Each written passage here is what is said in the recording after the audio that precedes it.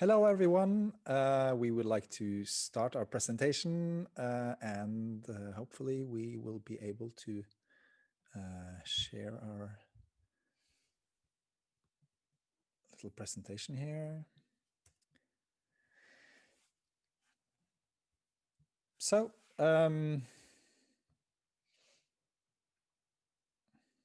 we are a group of 4 people who met during the MTF Labs in Stockholm in 2018, which, as the current MTF Lab in Aveiro, was a week-long processual event involving artists, technologists, scientists, performers, and academics working around the clock with artistic, conceptual, and technological prototyping, culminating in a performance or happening that we presented to an audience at the end.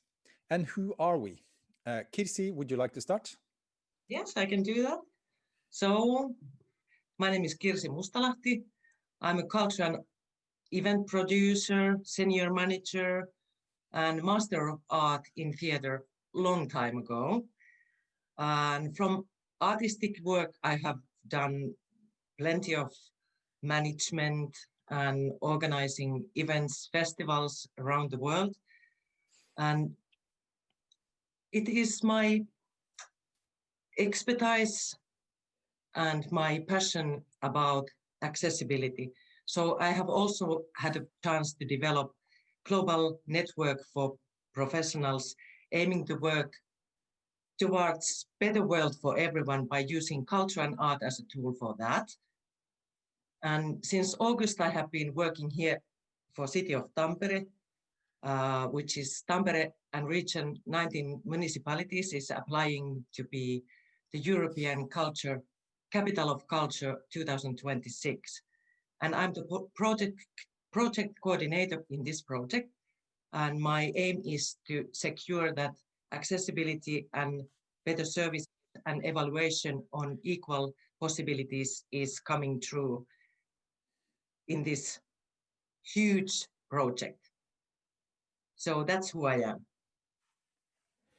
Great, Casey. And then to Lilian, who have made a short video for us.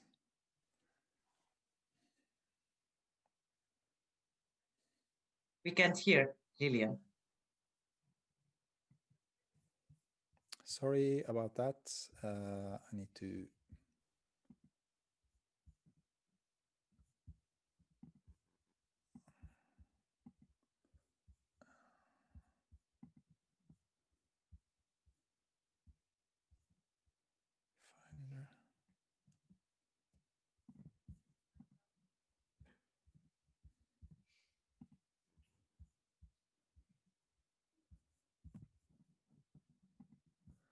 Sorry, there's a problem with sharing PowerPoint. Won't come up.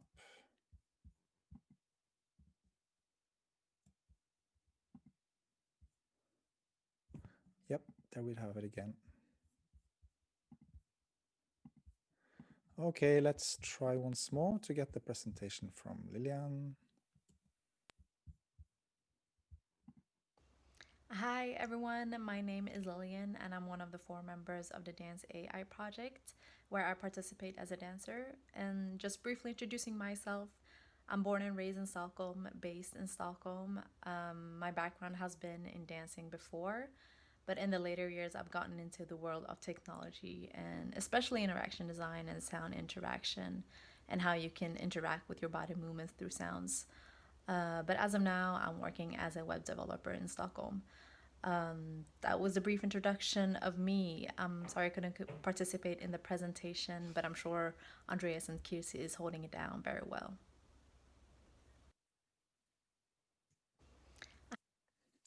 Yes, and now we have Joseph. And actually, Joseph is here with us, despite the fact that we didn't think he would be. So, Joseph, would you give us a brief presentation of yourself? Yeah, sure. Is my volume okay? Yes. Cool. Yeah, hi. So I'm Joseph Wilk. I'm a digital artist. My practice is a lot around soft robotics, creating biologically inspired architectures that enable you to reach inside them and be reactive. I also a live coding performer, working with tools like Sonic Pi to create musical and visual performances, which is a lot of what is involved in some of our collaborations. We've been working on integrating live coding of music with sensor data and input. And I'm based in the UK, just outside Bristol. Yeah, that's probably a good brief summary.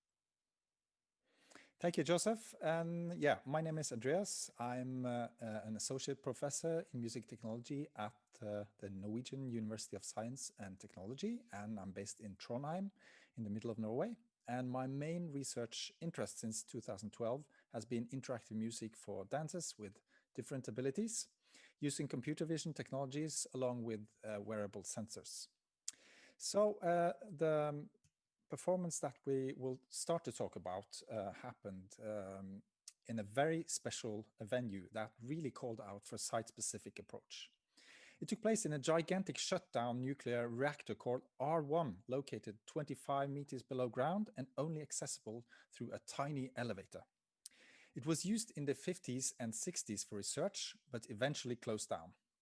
And what was fascinating was the visible traces of the cleaning and measurement process from that time. In the ceiling and in the pit where the reactor once was located, a grid was painted on it, with each single square meter being marked with coordinates in the form of letters and numbers, as we see here, like P11 and M21. And to stay for a week in this space, which once the world outside had to be protected from, was a bit claustrophobic and quite special. And more it felt like we were the ones taking refuge from the world outside, hiding from some serious crisis, some global disaster wiping out life on our planet in large numbers, where we were left as scattered and lonely individuals scavenging for edible residue of the once prosperous civilization, thinking we were the only ones who survived. And like this year's MTF Lab, we had a small set of concepts that the participants could choose from as a starting point. The one our group gathered around was Paralanguage. And Paralanguage modifies or adds nuance to verbal meanings or convey emotion by using, for instance, tone of voice, volume, intonation. It's interesting that these parameters are at the same time musical, and thus, it brings a form of bridge between language and music. But paralanguage is also interesting because those vocal parameters are strongly linked to our bodies, where we can intuitively see correspondence to levels of energy, pitch, and shape in body movements. An important part of the concept of our performance came about when Joseph stumbled across this database, the Speech Accent Archive. This is a linguistic research archive with thousands of user-submitted entries in the form of the same spoken sentence in English, and then with accents from all around the world. With all the different speakers and accents, the database incorporates a lot of variation, richness, and complexity in terms of sound sources, qualities, and paralinguistic meanings, which makes it also interesting from a musical standpoint. We could see here the contour of a metaphor for the post-colonial globalized world, which from the view of the subterranean hideout in the abandoned reactor was the world that was now in ruins. And this now made us interested in the hypothetical scenario where communication with other humans has broken down, perhaps because the atmosphere is so polluted that communicating through voice is impossible. How would we be able to invent language over again, perhaps with some form of technology to help us? Could we imagine a sort of first encounter between bodies where language would have been invented all over again, started from bodily encounters, but with the aid of technological prosthesis that would transpose our expressive intentions from one mode to the other, a form of trans-embodied communication? And Kirsi, for you, the performance was a lot about communication. Could you tell us a little bit more about that? It was an experience to think that my body could tell things and to communicate with another one. And actually, those 5 days or 4 days which we were working together, we managed to find a common communication between us also in our team, between me and Lilian, how we could find each other like in our own world, our own language. And at the same time, we needed very good communication between Joseph and Andres as well. It was really nice to find out that my body and my expression can be so powerful that we can really feel the communication between us.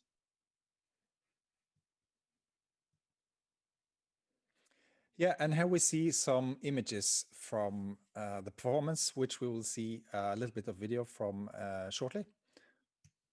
But firstly, a little bit about the technology. We had access to 2 sensor armbands, which have both orientation and muscle sensing. And this allows the performers to play by flexing and relaxing their lower arm muscles, even while standing completely still.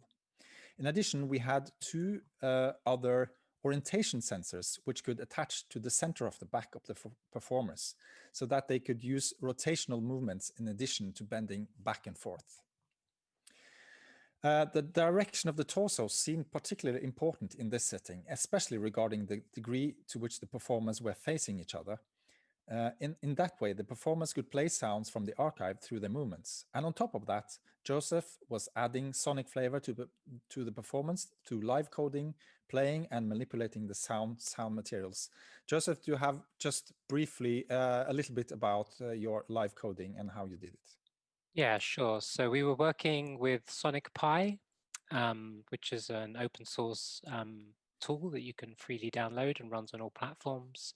And this uses the Ruby programming language. And through this, I was effectively using digital signal processing on this GMU accent database set, splicing it and finding onsets, offsets, trying to find interesting spectral skews, basically as much as possible out of this data set, and then use that as a way of navigating and moving through this big data set of samples, specifically responding to the dance and being aware of trying to fit the performance with the communication of the dancers as well. Yes, thank you. Okay, so now we will just see a brief excerpt from this video, and I apologize for the bad audio and video quality of this one.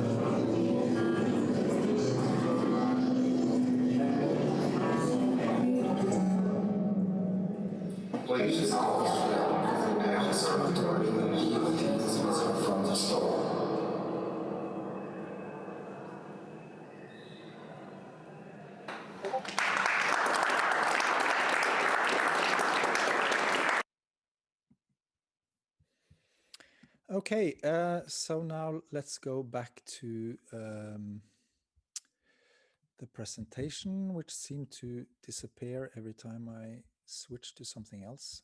Sorry about that.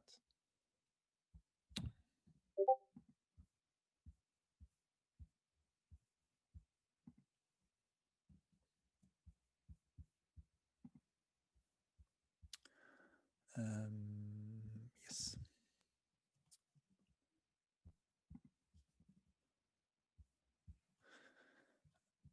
Okay, so now to our second project, which was at the MTF Labs at the Örebro University in Sweden in the fall of 2019. And this lab was a lot shorter than the one in Stockholm, effectively 2 full days only. So everything has had to happen twice as fast. But with a sort of established working method in our group, it was clear that also this time we wanted to combine motion tracking of performers with live coding as means to play sounds from a large vocal database. And as the previous time, we ended up with a highly site-specific approach.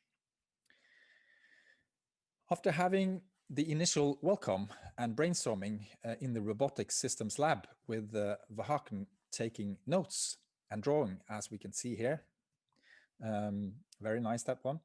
We were really attracted to and fascinated by all the fancy technologies sitting in that space and the aesthetics of the space itself. Industry robots of many sorts, several of them mobile, high precision marker-based motion tracking system, and finally, and perhaps at least initially the least interesting, a people counting system originally designed for outdoor urban spaces. Although we had really hoped to play with the industry and mobile robots, it turned out that the people knowing how to control them were not available to us during the labs. The same was the case for the marker-based position tracking system.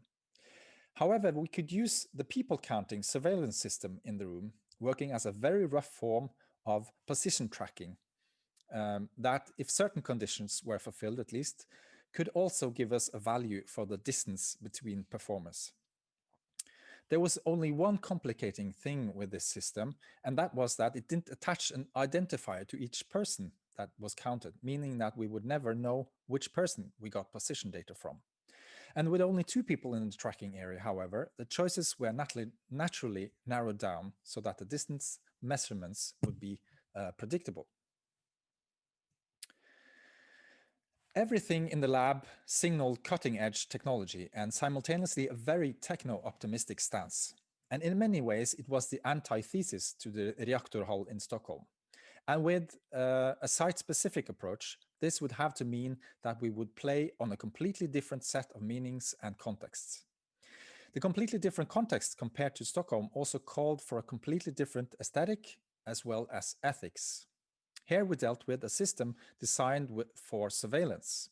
And although this wasn't an individual form of surveillance, it still somehow invoked the image of technology in the service of a system that imposes control and order.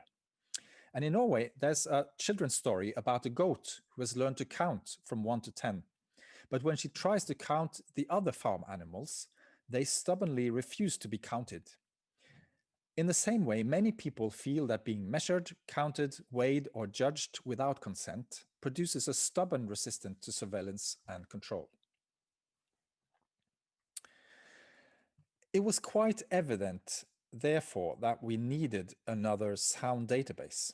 And thanks to Polina Prutskova from Goldsmiths University London, we were pointed in the direction of the DAMP database, which seems to thematize some of the issues that we thought the robotics lab put into play.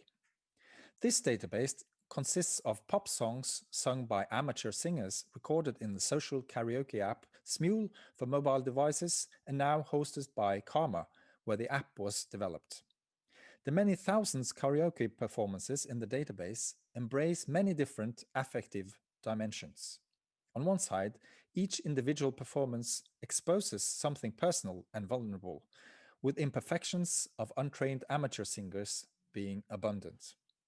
On another side, they also often attest to a joy of expression and light playfulness that might be equally charming and irritating. In the same way as the people counting system, each data in this space is without any identification tag. And even if the tracks have been recorded as a part of a social karaoke app, and we will have to assume that the database exists because the participants have willingly shared their recordings and thereby abandoned strict control of their own personal expression, listening to the bare vocal tracks produces a feeling of eavesdropping to something private. Thus, in a sense, the opposite perspective of the people counting system. Now we are in the place of the counting goat trying to take control of the stubborn farm animals. Here we can have a short example from the database. Do her that breed as I want. Our love has just begun. I think that's enough. In addition to issues of surveillance and control raised by the counting system and the sound material, working in the robotics labs also raised two other technology critical issues. First, there was the productive and creative potential that flaws and errors in technology can generate. In our case, this was thematized through a flaw in the people counting system that we discovered. We found that the system had a blind spot of about 2 by 2 meters quite close to the camera. This was actually very convenient because of the problem we had with tracking two performers without identity tags and trying to measure the distance between them. Now we wouldn't have to worry about ourselves being in the way. That is me and Joseph here in this picture. Two performers without identity tags and trying to measure the distance between them. Now we could locate our speakers and equipment, plus the two performers who weren't supposed to be tracked, Joseph and myself, inside the blind spot of the system. So we see here that locating flaws in technology and then exploring them creatively and artistically is a strong form of empowerment that is also anti-deterministic, since it clearly establishes that all the power doesn't reside with the manufacturers and designers, and that we as users are free to rethink and rework the technological artifacts to our ends. The second technological critical issue was about how often technology is closed off and protected physically, legally, and technically, so that it is unavailable for inspection, learning, or sharing. In other words, technology has the properties of a black box, where we know what comes in and what comes out, but we don't know anything about what's really going on inside the box. And this implies that the makers of the technologies are the ones in power and that the users are left ignorant and alienated. And there was a nice conceptual projection between the blind spot of the people counting system and the idea of the black box. And this was something that we wanted to highlight in the performance. Therefore, we used barricade tape to mark out the zone of the floor where we located Joseph and myself, as well as two computers, a MIDI controller, and the two speakers. And now to the dramaturgy of the performance. And we had some discussions and we made a plan, and Joseph made some drawings, which was kind of the script for how Lilian and Kirsi did the performance. So Kirsi, would you like to say a little bit about what the dramaturgy was? Yeah, now it comes from my side. So it started, the point was that it's an empty space and Lilian goes there first alone and enjoys her life alone and nothing bothers her. And then when I come to the space and the audience is outside behind the windows, and when I come inside, the other one knows that there is another energy in the room. But then we found kind of a good combination and good communication inside it. And then something bothers us. And it's something which comes from the black box. And we figure out that we found the black box and we go inside it. And Lilian took the power. And after that, we changed the world. So we wanted to invite everyone outside behind the windows to be inside with us. And then the system realized that now there is a plenty of people and plenty of different voices coming out. And then when we went hiding to the black box, then it was silent again. You know, it was, from my side, it was like that. Yes. Yes, it was about really Joseph? nice. Do you think it was like that?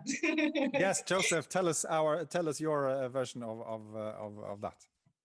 Yeah, so I think I completely agree with everything you said. I think the only thing I would add was a big issue in our first performance was that the technology was very invisible and the whole control system was very like hidden away from the dancers, which meant the dancers were communicating with each other, but the technology they weren't in control of.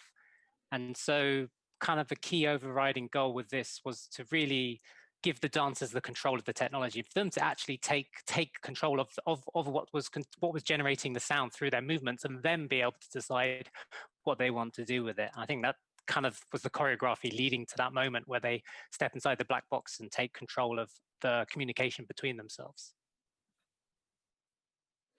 Yeah, exactly. And unfortunately, again, we don't have a good video of the whole thing, but what we have is a really nice practice session between Lilian and Kirsi that I think is really nice, and it shows how playful you are when you do this, and we should take.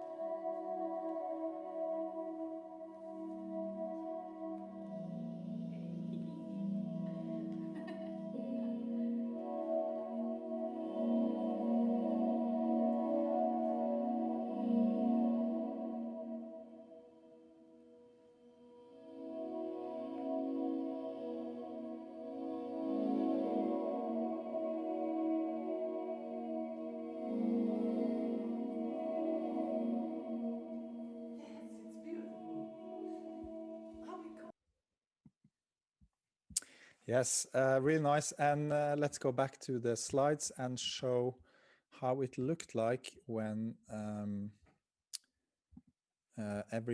everyone went into the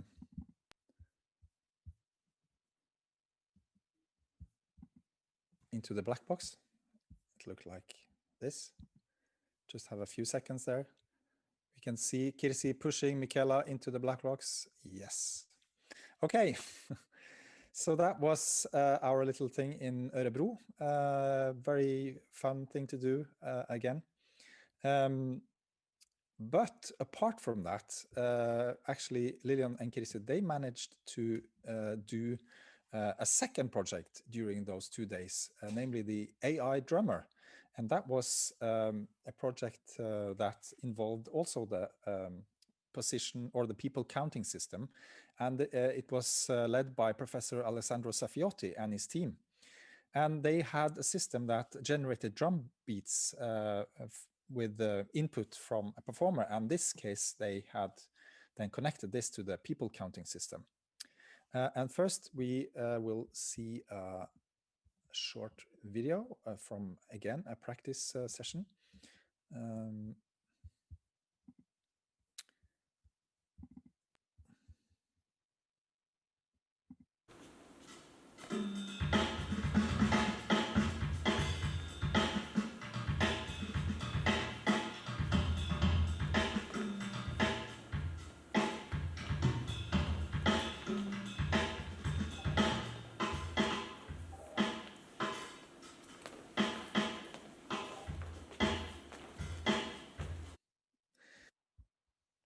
Yeah, time is running fast, so we need to go to the last portion of our presentation, which is just a short report from our latest session in Stockholm. Unfortunately, that was without Joseph. He couldn't come, unfortunately.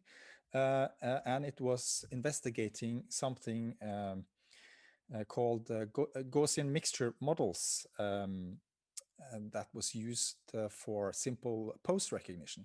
And this work is built on Jules François' PhD, and as it is implemented in Mubu in Max. And it enables an interpolation in an n-dimensional space between different poses. So we can then train the system with different sensor data, and it will kind of use those as reference points. And we have just a short video that will actually be the end of our presentation. And that shows something, yeah, the small things that we did there in, no, that was the wrong one, sorry.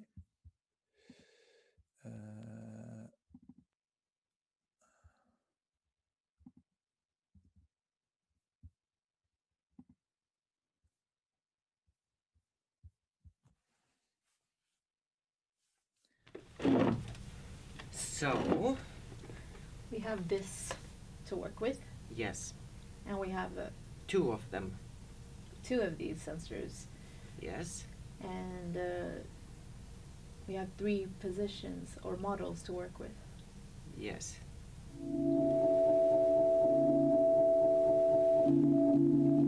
Yes, it works. Yes. I mean, it doesn't matter with the location. Yes. It's just the orientation.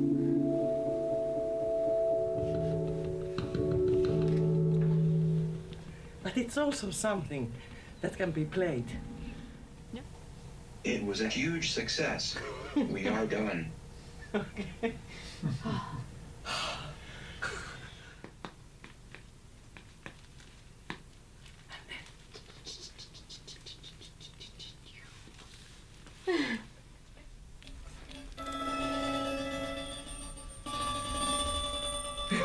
It's all in harmony now.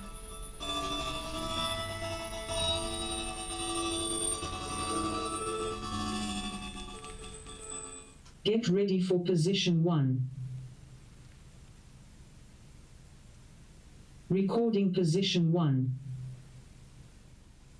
Now let us play with the thing.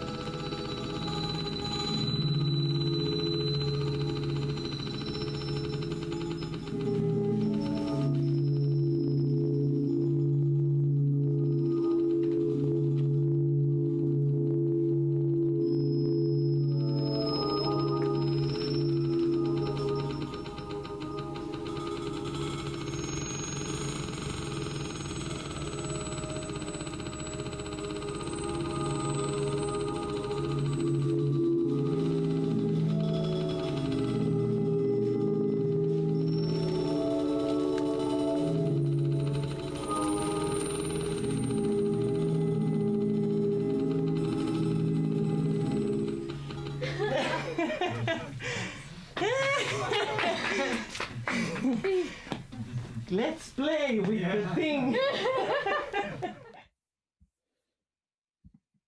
Yeah, that was what we have from the Accents in Motion team. Thank you so much.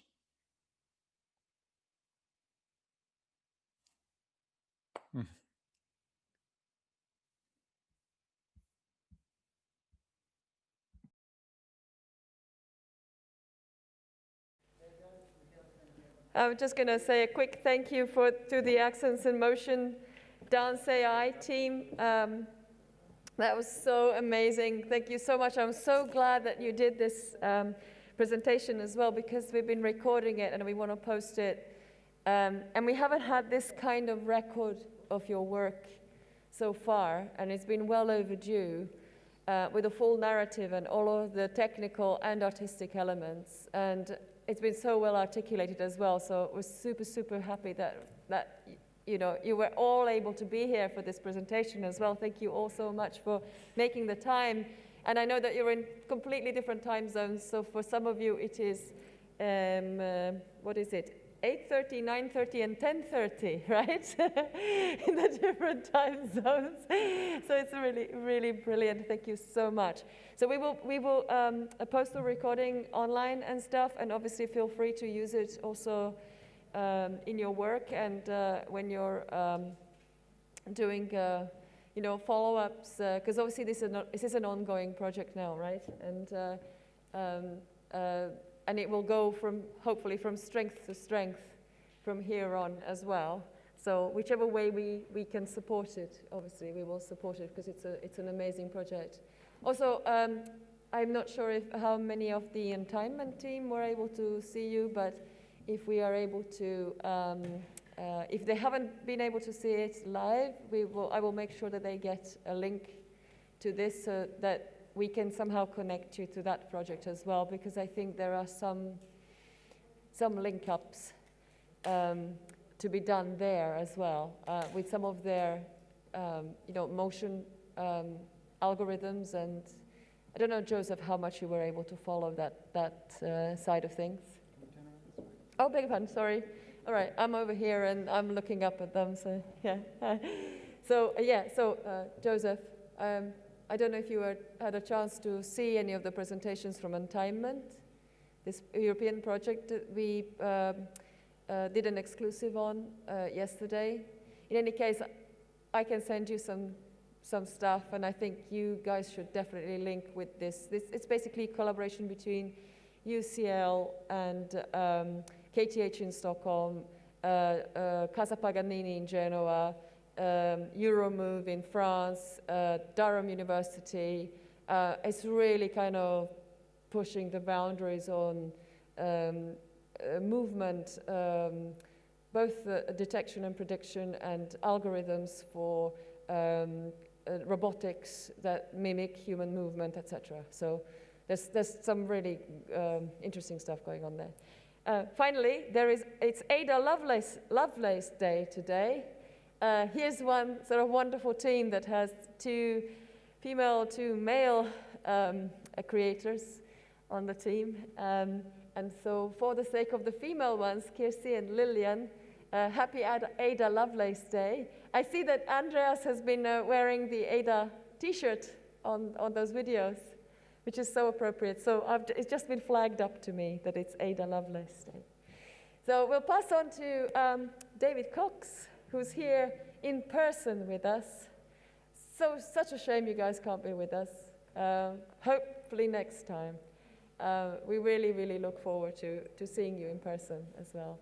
Thanks so much. It's been a really great presentation. Really enjoyed that. Another round of applause, everybody. Yay!